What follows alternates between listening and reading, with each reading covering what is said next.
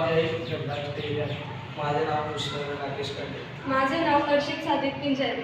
अभिनव विद्यालय नंदुरबार या शाळेत आम्ही इयत्ता 10वीच्या वर्गात शिकतो. आमच्या प्रकल्पाचे नाव लेझर आधारित घर सुरक्षा प्रणाली. हा प्रकल्प आत्मनिर्भर भारत या थीमवर आधारित आहे. समस्या घर थोडी घरात कोणी नसताना किंवा असताना होणाऱ्या चोरांचे प्रमाण आपल्या देशात मोठ्या प्रमाणात वाढले आहे. प्रकल्पाचे उद्देश या समस्येवर समाधान म्हणून हा प्रकल्पाची निवड करत आहोत.